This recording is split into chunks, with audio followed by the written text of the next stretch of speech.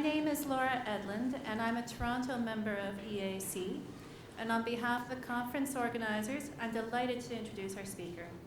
So some of you know John McIntyre for his role as night content production manager for the Baltimore Sun, for his over 3 decades as a copy editor, for his Baltimore Sun blog entitled You Don't Say, or for his new feature, Ask the Old Editor.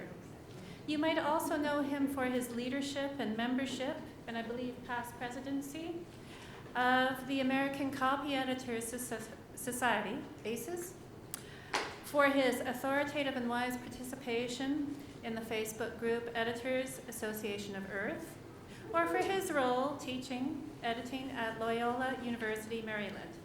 I probably didn't pronounce that. Loyola? Okay, I'm not sure how. Anyway, what a Baltimore or Maryland accent would be on that one, but anyway. To James Wolcott of Vanity Fair, John is a Dave Brubeck of the art and craft of copy editing. So before we turn to this session, if I haven't given you an evaluation form, please see me at the end, I'll get it to you. I believe that John has said that he'll have questions and answers throughout the session. And if you don't get to ask him a question during the session and would like to speak with him again, please see him at the bar. And so I'd like to thank you very much for coming to the conference, and please help me welcome John McIntyre.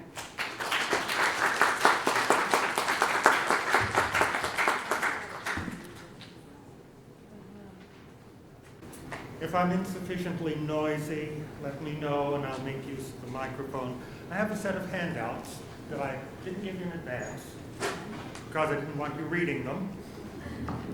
And let me tell you, I try to give good value. There's more in here than we're going to get to in an hour. We're going to talk about some of the examples given in the first pages. And there is commentary on those examples later in the handout, so please don't read ahead. And since you'll have here what I have to say about the examples, you don't need to take notes. All right?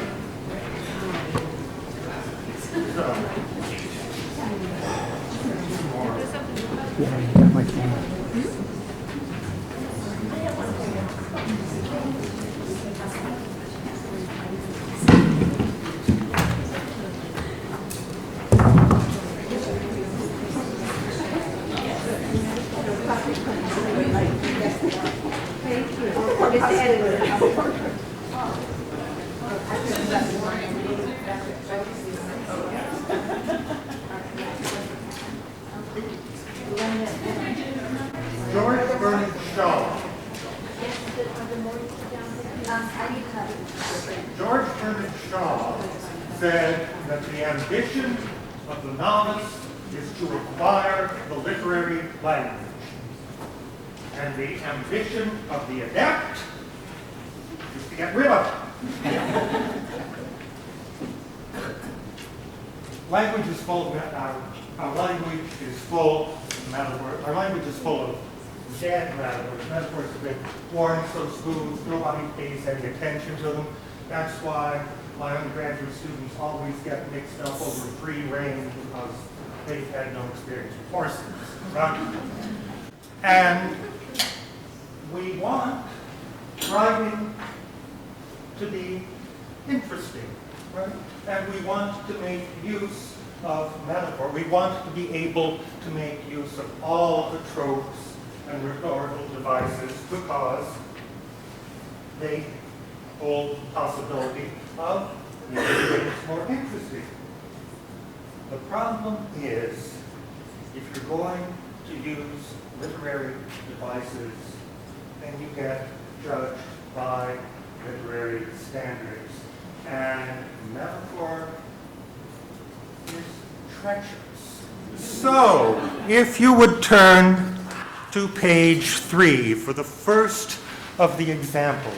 The first of the examples is a single sentence taken from the middle of a feature article on urban archaeology in Baltimore. Baltimore is the place where a woman named Mary Pickersgill supervised the sewing of the American flag flown at Fort McHenry, the flag that was raised the morning after the unsuccessful British bombardment of the fort in 1814. Her house still stands.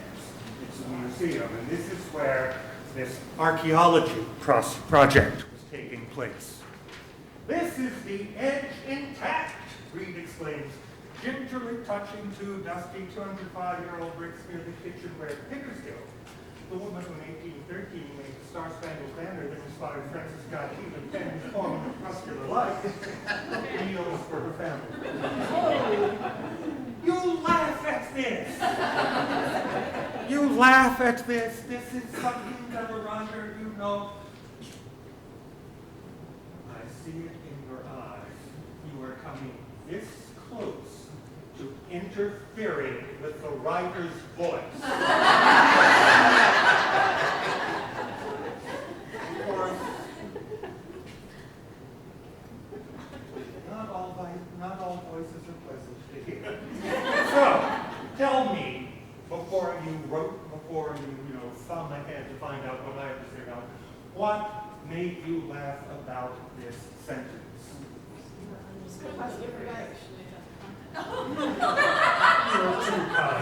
Yes.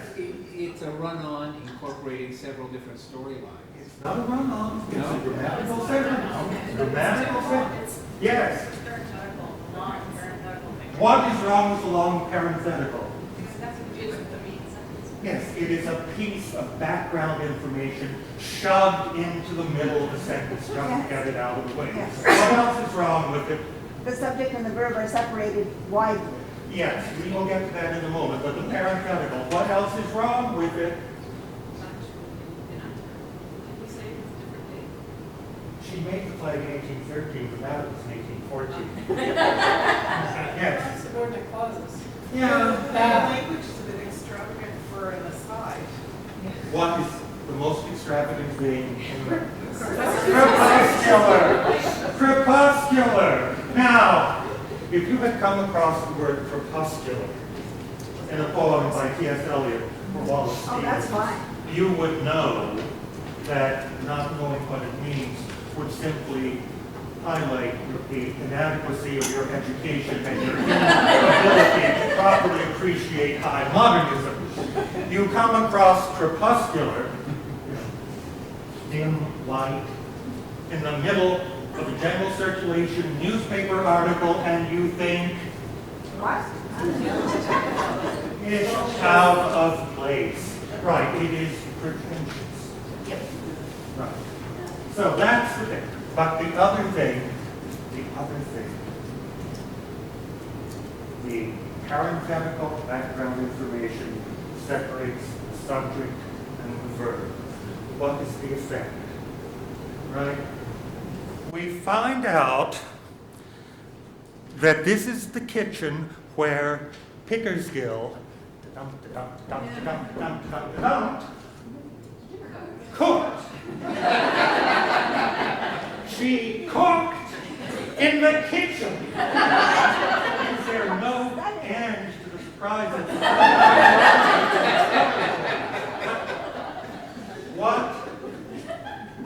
What the effect of that inserted parenthetical does is to halt you right after the subject and keep you in suspense until you can find out what the verb is going to be, and then you have an anticlimax. Right. Especially in a 205-year-old. Yeah. I want to go to example 3. This is the lead to a story. It's going to be warm work in here, I can see. Example 3. Oh, God. Let me say this at the outset. I'm not making these up. These are all actual sentences that made it as far as the coffee desk, which is why I know about it. Somebody thought that these were suitable for publication, and some of them were. Her long hair framing her overheated face in the humid evening warmth, the determined Jeffrey worked at moving a brightly colored liquid-filled ball past an opposing squad of players at Alphabet Park's makeshift roller hockey rink. Are you excited? What's wrong with this? Bit of adjectives. Too much information. Too many adjectives. It's a lead. It's Supposed to be a lead? her face is overheated and the evening warmth is humid, which means... She's determined. Yeah, is it not in here, is it just me? So we've got too much information there, and then she moved a ball, Two verbs. She worked. a brightly colored liquid-filled ball. What's she doing? She's playing hockey. She's playing roller hockey. Yeah. You know Faulkner? Right? Ever read a Faulkner novel in which the opening section describes the game of golf as it is perceived by a character of subnormal intelligence? Yeah. When you have a reason to have this extended description of something that's completely commonplace, then there's a point to it. When you have, what is it, 40 words saying she's playing roller hockey? Let me give you a piece of advice. Here's another opening sentence you may be familiar with. In the beginning, God created the heavens and the earth, right? The creation of the universe has a 10-word lead, and this article needs 40 to say she's playing roller hockey. Oh, dear God. Oh, example 4. Example 4. If looks could kill, Tara Dawn Holland would have been behind bars a long time ago. She's pretty. All right, let's talk. All right. First part of the sentence, the introductory clause. If looks could kill means what? Yeah, it means the glare I give my students, right? To terrify and intimidate them. But that is what the writer wants to mean. The writer wants it to mean Killing good looks. Bad looks. Appearance. It's confusing. It's confusing. If looks could kill, she would have been in jail a long time ago. What? If looks could kill means in this context. If her good looks could Kill someone else. kill somebody, she would have been in jail a long time ago. This is an attempt, and we see it all the time, to take some stock phrase, some cliche, and freshen it. This is almost always a bad idea. Right? This is why we should never allow anybody to write "'tis the season" about anything. It seems a little unfortunate in this example, in example 4, because the occasion of the article was an appearance by Tara Dawn Holland, who was Miss America that year, at the Maryland Correctional Institution for Women. So she's saying this in front of a group, in front of an audience in which people, you know, have committed homicide. So you have to ask yourself, was this really an appropriate metaphor or the subject or the occasion. Was the reporter a woman? Yes. Oh my God. I have to tell you,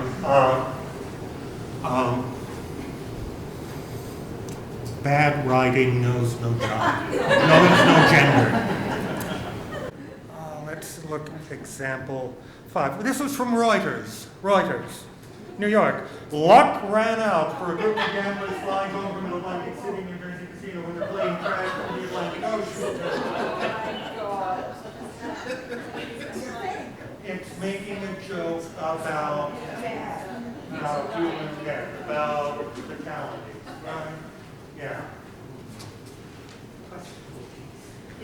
Question. Highly questioned. Example 6. This was a year in review article. This year, the county's police department got caught with his pants down. The sergeant was convicted of sexually assaulting.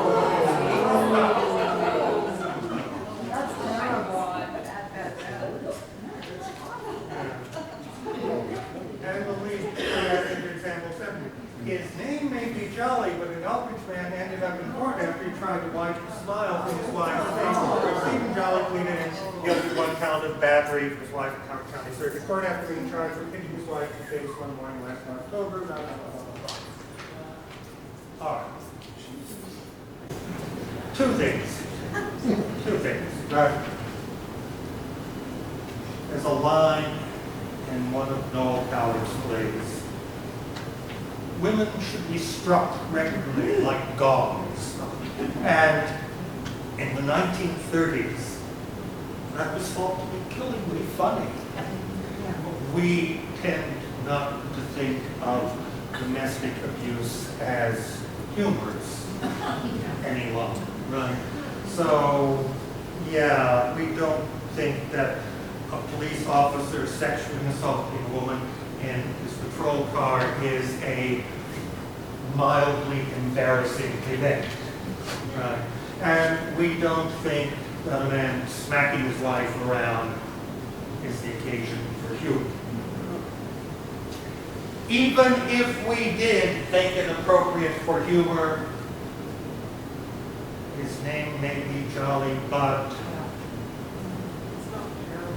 Oh, that's heard it before. his name may be Jolly, but his name may be Jolly. Well, his name is Jolly. His name may be Jolly. What does his name have to do with it? What you have is an awkward attempt to make a pun on people's names. It could be that I'm sensitive to this. My middle name is Early, my mother's maiden name, and I had heard every possible joke on it by the time I was 7 years old. So let me just say to you, don't make puns on people's names unless you're writing headlines for the sports section, which is addicted to the practice. What have we got? A business. Now God knows we want to do anything we can to make business articles more interesting. All right. God help us. So this is illegal. For any young company, capital is like mother's milk, the sustenance needed for growth. A captive audience of attentive financiers offered hope for a long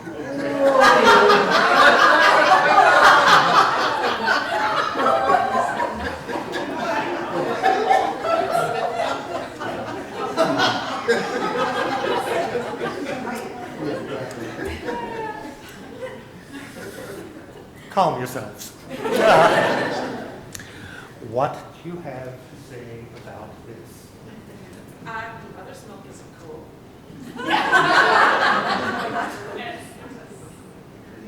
Yeah, right. Yes, when you visualize what this open paragraph is, what do you see? You see a group of men in pinstripe suits and ties who are suckling, right? It's as if... They're men, other men. Oh, yeah. That's the story. What do you think? Or just say different answers, doesn't say the men or women. Oh, you can tell.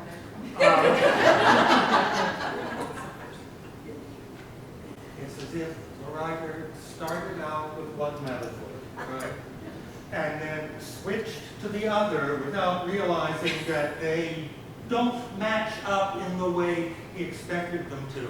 So, let me tell you, anytime you see a writer use a metaphor, the first thing you must do is picture exactly what it would look like if it were an illustration, if it were a photograph accompanying the article.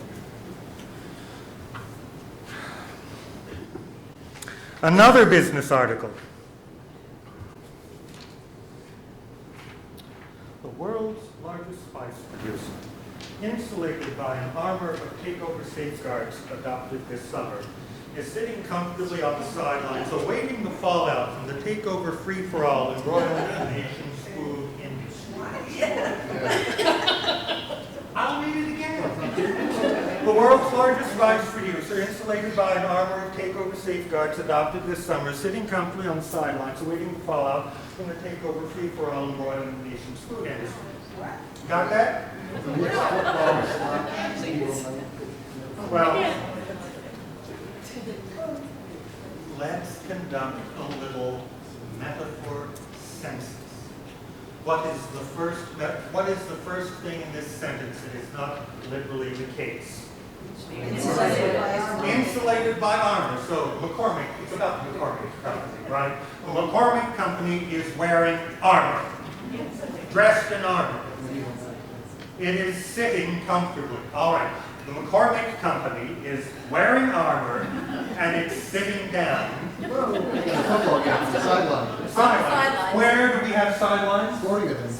At a sporting event. The McCormick Company is wearing armor, sitting down in the side comfortably at the sidelines of a football game, waiting for fallout, which comes from Nuclear war.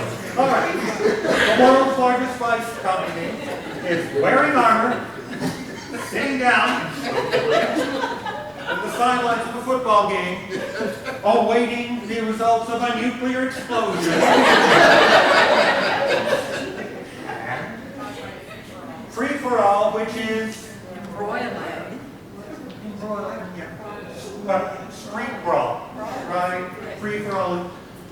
You've seen those westerns, right? There's a saloon full of guys, and two of them mix it up. One slugs the other. He falls back into the third. The third picks up a chair and hits somebody with the head. And before you know it, everybody in the saloon is fighting everybody else, right?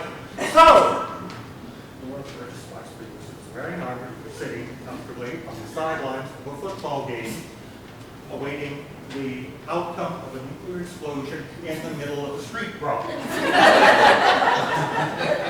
We have 5 different metaphors in this article, and we still don't know what the hell it's talking about. Try, if at all possible, to restrict yourself to one metaphor at a time.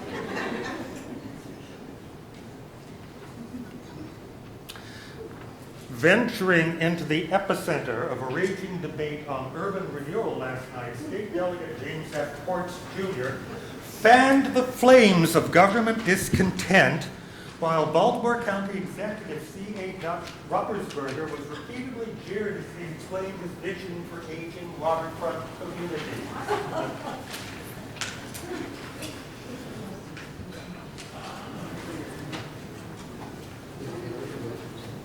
Well, yeah, we've got an epicenter, that's earthquake, and a debate, and flames. So this debate is on fire after an earthquake. And it's not in California? Somewhere. What's the most important thing in this sentence?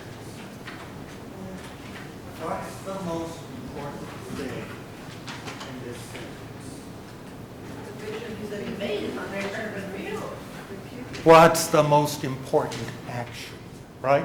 You always want, what's the most important action? What's the most important thing? They jeered Dutch Crepuscular came before his constituents and they jeered him.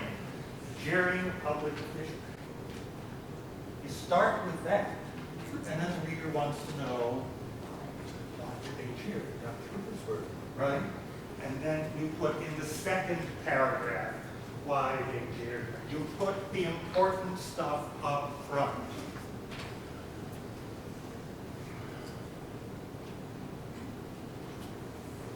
We used to think kind of, not we, no, people in the 18th and 19th century favored the periodic sentence, the Ciceronian sentence, right? You start with a subordinate clause and you add another subordinate clause and you add another and another and more details, and finally you come to the climax at the very end. That's what periodic, right at the end. And we don't write that much in the Latinate mode any longer. What we like in contemporary American, Canadian, British, Australian, Commonwealth writing is to put the important things first and then put in the subordinate clauses with prepositional phrases that expand on it. This is what Roy Peter Clark and others call a branching sentence rather than a periodic sentence. It's not periodic sentences. I'm not going to try to stop you, but if you want to build to a climax, it has to build and it has to be a climax. Generally speaking, you're better off putting the most important thing first and then adding the explanatory material as you go along.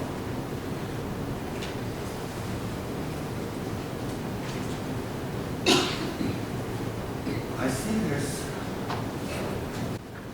This is true structurally as well as in sentences, right? We all have seen the kind of text in which the writer doesn't think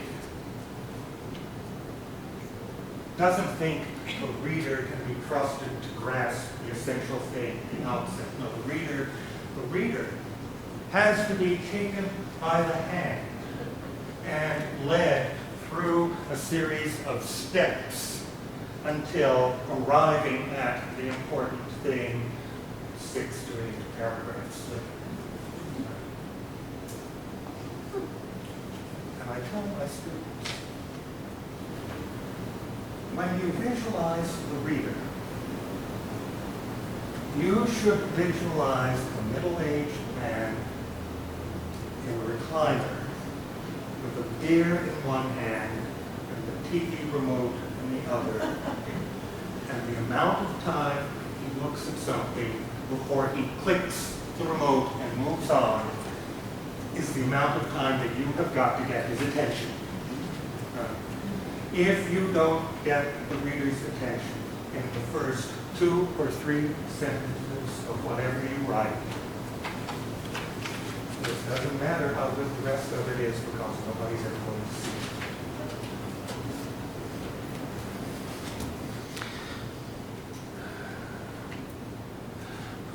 Breezewood, Pennsylvania is a stretch of road between 2 interstates, and it's full of motels, fast food joints, and we sent a reporter there, the local color.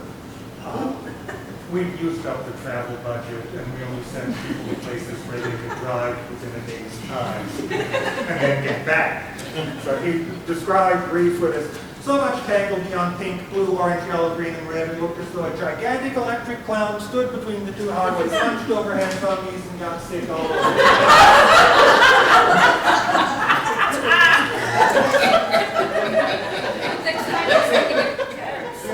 You want to talk to me about this one?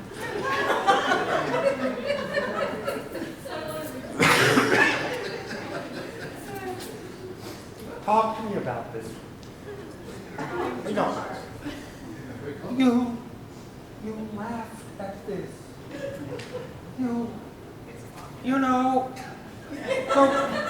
The writer put effort into this.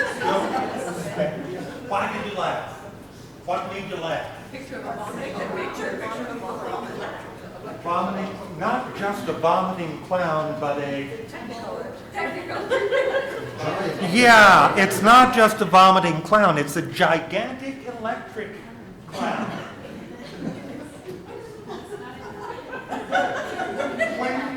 When I say gigantic electric clown, does something immediately pop into your head? He says, like a gigantic electric clown. If you're going to use a simile, if you're going to say that one thing is like another, then it should be like something that a reader will recognize and be able to visualize without a great deal of effort. And then the hunching over and puking days.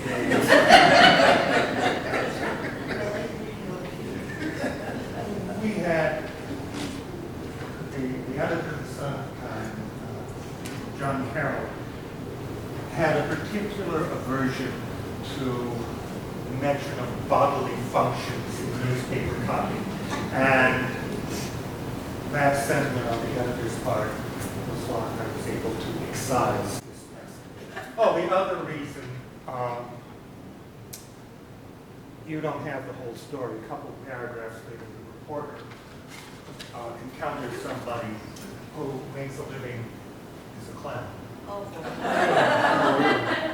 And some of us thought that perhaps the image bled over from the metaphor into the person in a way it wasn't entirely appropriate.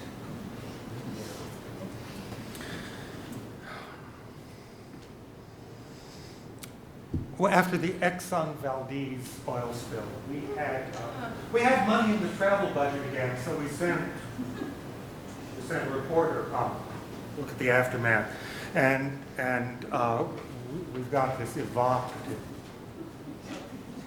very evocative description. On misty days, the sky and water marry on Prince William Sound, ceremony overseas by the bridesmaids of Jewel Mountain. Over here, the son, the bride's father, is arguing with the caterer.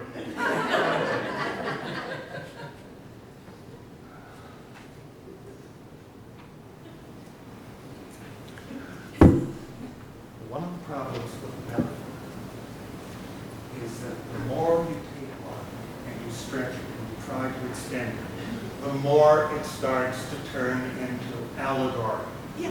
And the reader wants to see, correspondence after correspondence after correspondence. What we want to do with a metaphor is hit it once and move on, because the more you try to extend it, the greater the hazard that you could wind up looking ridiculous. And then you get somebody like me who likes to, on misty days, the sky and water marry on Prince William Sound, just ceremony overseen by the bridesmaids of Jewel Mountain. It's easy to make it sound pretentious and effective because the writer built that potential into by stretching the image too far. Sounds like he works for Exxon.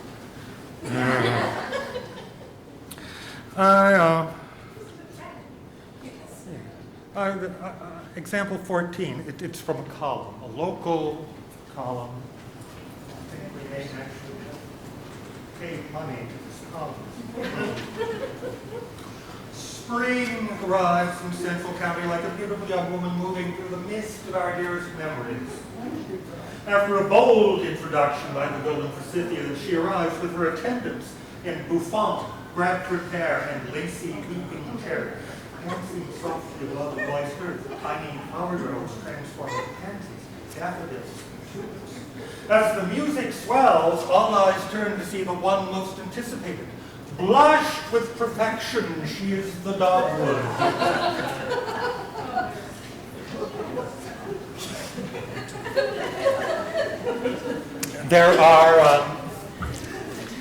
There are slang expressions that pass out of favor over time.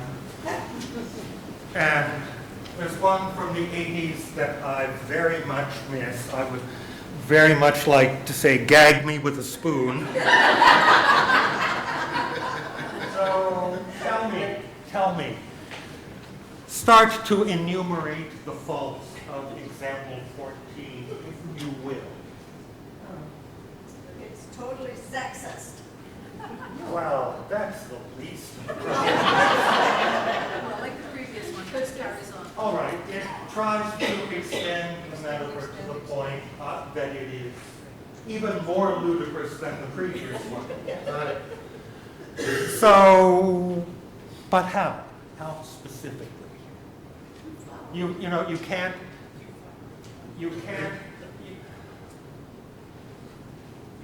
just tell the writer his stinks. Because writers. We're mostly editors here, right? Yeah. Writers. A writer's ego, a writer's sense of self. It's like some large Venetian glass sphere. It is large, it is colorful, it is enormously fragile. You could shatter it with a whisper.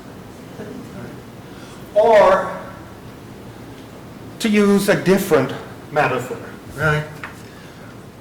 All of us who edit and all of us who write, we school ourselves to be professional, right? We understand and we remind ourselves that this thing that I made is an artifact. Right? It is separate from me. You can talk about this thing I made, and that is not a reflection on me. Right? Of course, deep down, we know that is not true. Right? Because this text is mine. I remember vividly the circumstances of its conception, and I carried it within me for a long gestation, and finally, pain and sweat and agony, I brought it into the world, this text. This text is my child. And then, some son of a bitch comes over and takes one look and says, that is one ugly baby.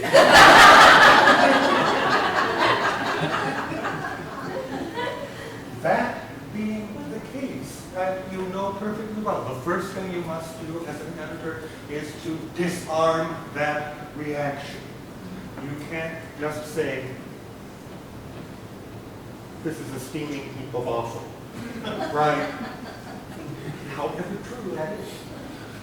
And I tell my students who want to be editors, don't ever use second person pronoun unless you're praising someone. Because if you use you to describe a fault, it becomes an accusation, right? So you talk about an issue. When I first started at the Baltimore Sun in 1986, there was a copy editor on the desk named Les Hall. He was a veteran. Les had grown up in North Carolina, and you could hear it in his voice. And when you were working next to him on the desk, you hear him call up a story and read it. Then you hear him sigh. And then he'd shake out a cigarette and light it, because this was before we got all virtuous.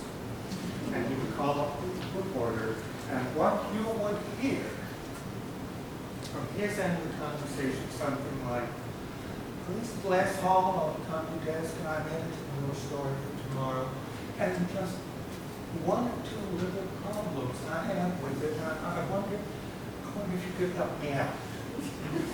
And as you listen further, you would be aware that Condell Les was systematically taking the thing apart, paragraph by paragraph, and reconstructing it, all with the cooperation of the reporter, because the reporter was just helping old Wes out with a couple of things that he didn't really understand completely, right?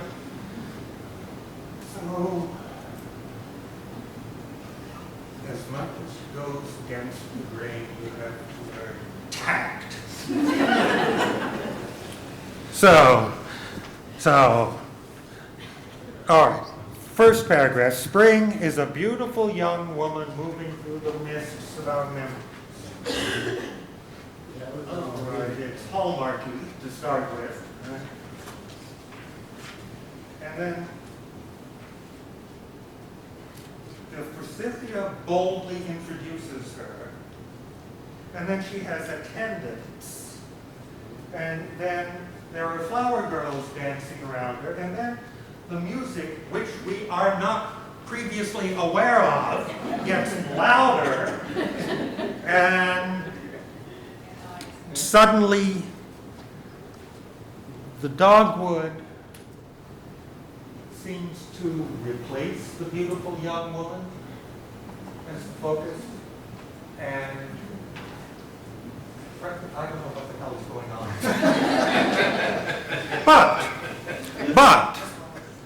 But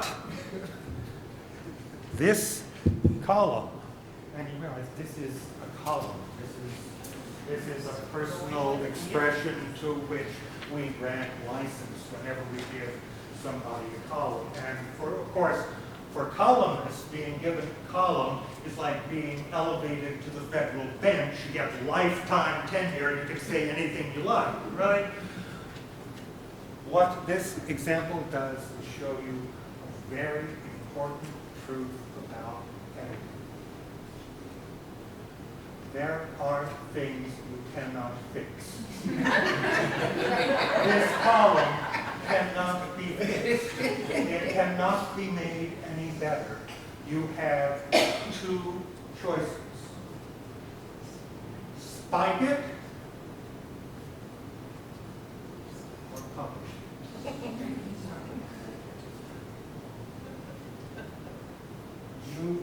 You know the funerary practices of the Parsis of India?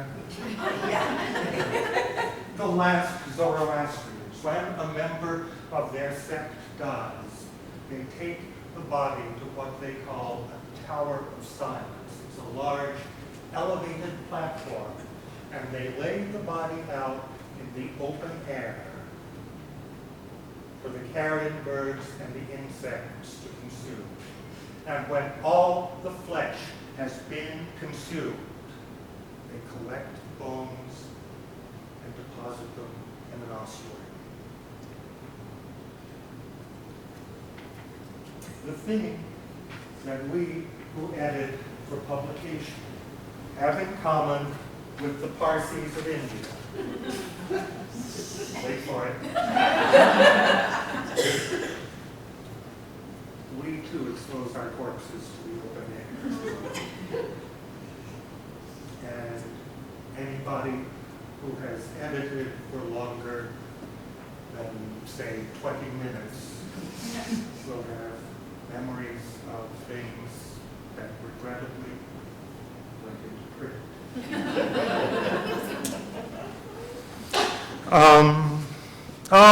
Example 15. Somebody in one of our suburban bureaus got the idea, it was in our Ornamental County Suburban Bureau. Maryland Route 2 runs north and south through Anne Arundel County.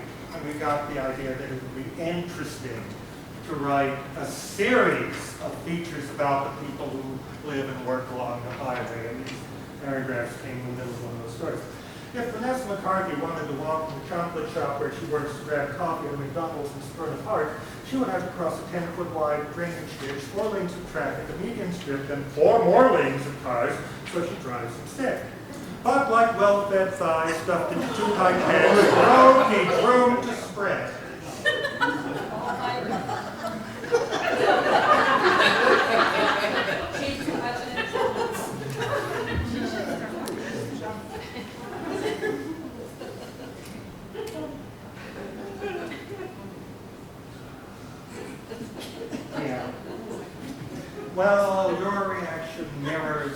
reaction when this thing landed on the Sun's copy disk. And so the copy editor who made the mistake of opening up this one had to go to the assigning editor and negotiate doing something about this. And the assigning editor backed up the report. Oh, you know, here's the thing, and this is why we ought to have copy editors. A writer works with an editor, with an originating editor, an assigning editor, and they've gone over the whole thing, right? They know the discussion about what the story was, what the assignment was going to be, what kind of story it was going to be, what they were going to look for. And they have discussed back and forth during the drafting how it's going. And they may have got past a revision or two or three, back and forth. So at some point, the assigning editor is no longer an editor. The assigning editor is a lobbyist for the story, because it's the assigning editor who goes into the meeting and says, we ought to run this on the cover. Right. So what you get is, with the assigning editor and reporter, is the editorial equivalent of formulaic. Right. And the copy editor, who is not involved in the development of the story and has in his head no variorum edition of the story, looks at it the way the reader is going to react to it and says, oh no, I don't think we want to do this. But the assigning editor stood firm. She thought of this metaphor was being a report. She likes it. She wants it in, and I'm backing her up. I don't often go to the Supreme Court. I always, whenever possible, try to settle in the lower courts. But there are times when the direct move to the top is appropriate. So I took this particular article in the office of John Carroll, then the editor of The Sun, and said to him, as they say on the television shows, would you please read the highlighted portion?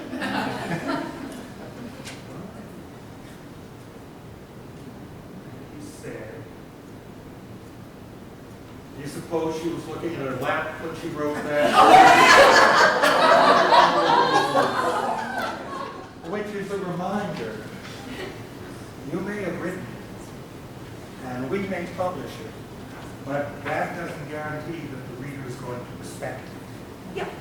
And when the editor of the paper tells you, I'd just as soon take that out, let me tell you, the vorpal bleed goes snicker-snack very quickly. Oh, was it? John Hopkins trauma surgeon Albert Cheek gave a talk last year to families about advanced prosthetics that would someday benefit their children who were missing hands. But when a parent asked what was easy, available and affordable now, Cheek was stunned. Oh! I don't think I need to comment on that.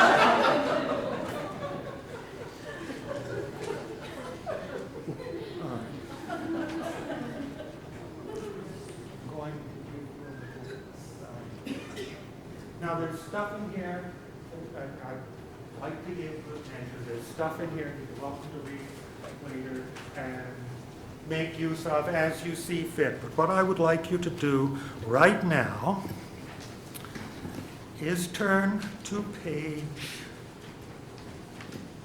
19. 19 is a little personal essay that was submitted as an opinion piece with the Baltimore Sun. I think most of you will recognize the occasion of it, and I'd like you to read all the way through it, and then I'm going to get you to comment on it.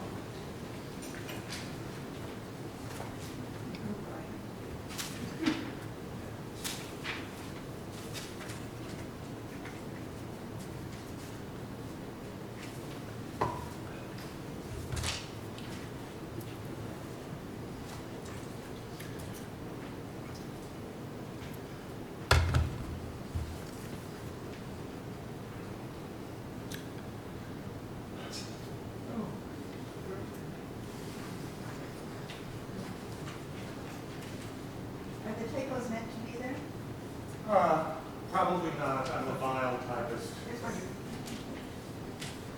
I suppose I could clean it up if I bothered. Doesn't matter. The typos are the least of the problems. Yeah, great.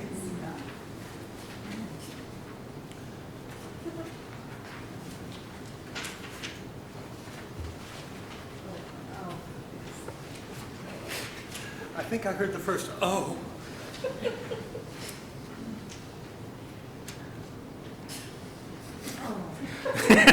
Yeah. Oh. Really? Person worked at CVS.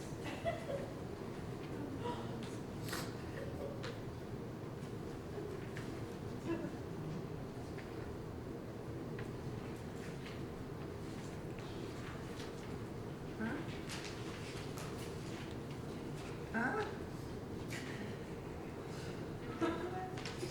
Oh, Mother Teresa, please. Let me remind you once more, I am not making this up.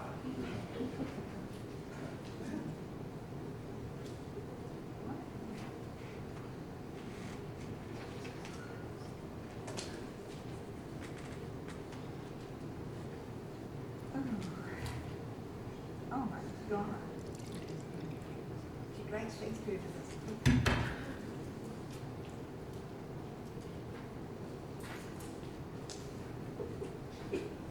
Yes, beautiful.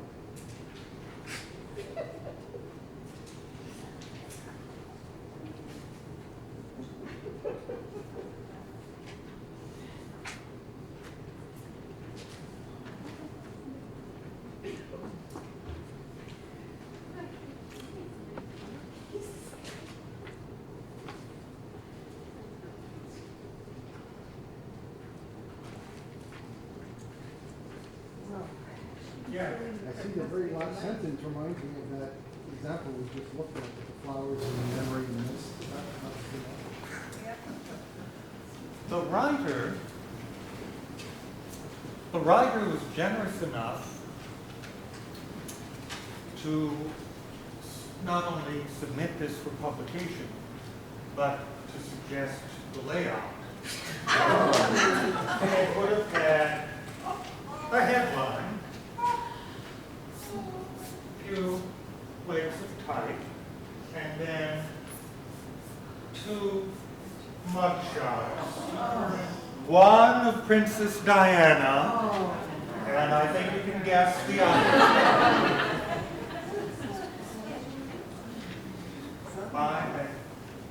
If it had fallen me to write a headline for this, it would have been something like Me and Diana. But I used this at one of the ACES conference, this being Australian copy editor, had the inspired suggestion of the headline, Goodbye English Prose.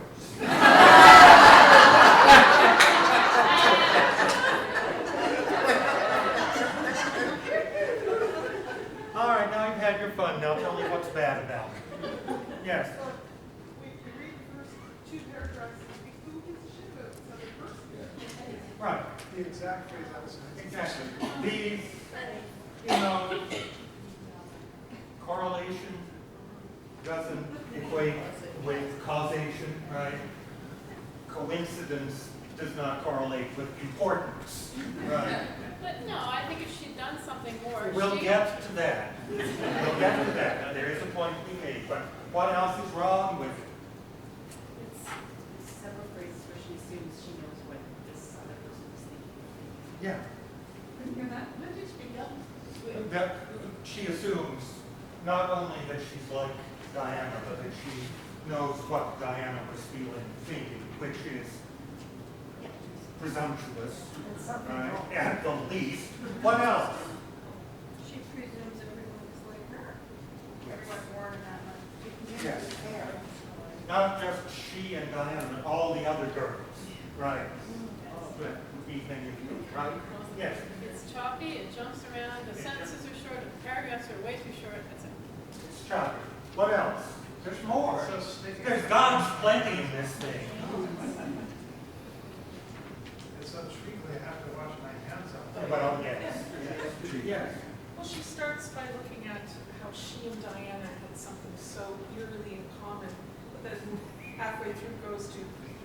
her now and Mother Teresa. Yeah. Switches to it. So then that means that the writers must also be like Mother Teresa and the doctrine of correspondence, right? What else? It's more about her.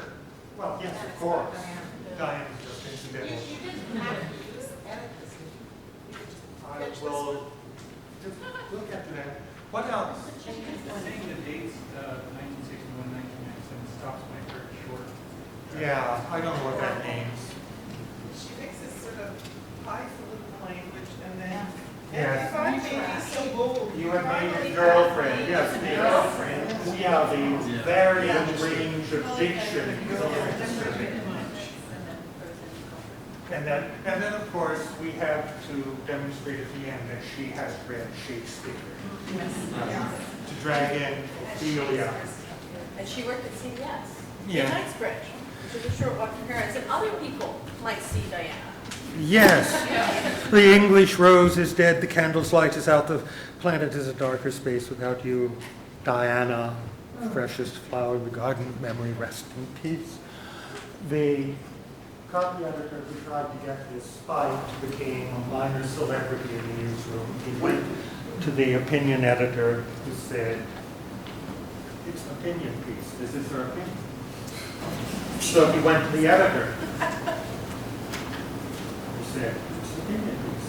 That's her opinion. And reader, we published it.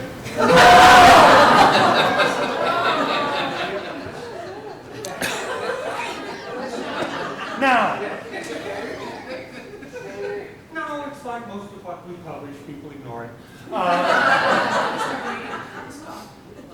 Now, you were about to say Well, that the there's first some two paragraphs, possibility I actually in like this here. person. I wanted to hear more. I wanted, Yes. I was sympathetic. There, I didn't last long, but I lasted more than two because paragraphs. there is the germ of a real idea in Yes. here, right? Yeah. Because Princess Diana died suddenly, unexpectedly, and there was this worldwide outpouring of sympathy. And in the United States, right? And I believe even our reporters are aware that the United States is no longer subject to British crown. But there's something to that. I mean, do you think there'd be a worldwide outpouring of emotion and grief if Princess Anne and Princess Royal were to die suddenly? Of course Anyway, not. she's old enough, it wouldn't be that. Right. Well, she's like the rest of the like the rest of the royal family. She looks like a horse, and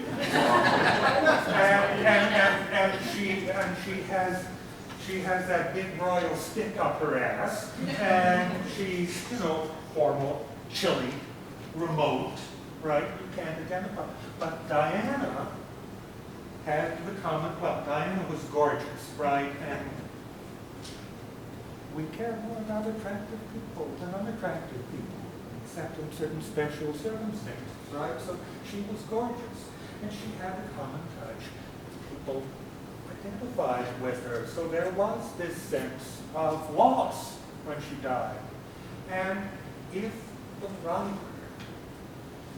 had explored why that identification that she felt personally was felt by all kinds of people around the country and around the world, and explain why it was that people felt this identification that led to this grief, then this article would have done what journalism is supposed to do. It would take a phenomenon that everybody has seen and explained it to.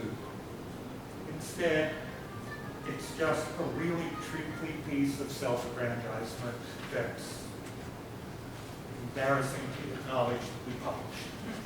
So, yes. It's also the unspeakably naive tone. Yeah. And she's 36, presumably the same age, and then come on now, this is like something from a 15-year-old. It's monster. The same writer, I have a number of examples of this writer's prose, not but the same writer once submitted an article that was in consideration for the front page. Oh my God. And it was handed in to the top editors in raw form. Uh-oh. And the managing editor sat at a table, we were sitting around a table discussing what was going on page one. The managing editor started reading it, and his head was down. And his head was down for a long time. And finally, he looked up and said, "Is this in some kind of code?"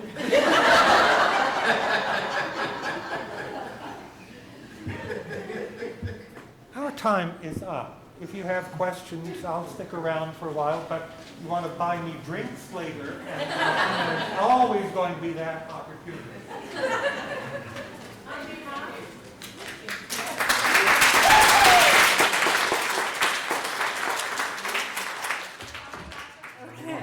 On behalf of the EAC, thank you very much, John. I think we'll all be thinking of various